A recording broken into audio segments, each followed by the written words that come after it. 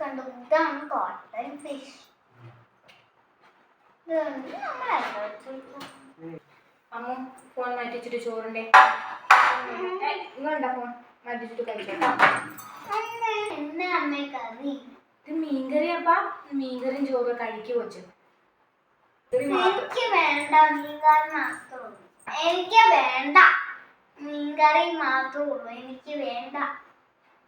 എന്റെ അമ്മ ഒരു കറിയെങ്കിലും ഉണ്ടല്ലോ. ഒരു നേരത്തെ ഭക്ഷണം പോലും കിട്ടാത്ത പിള്ളേരുണ്ട് ഇല്ലേ അമ്മേ?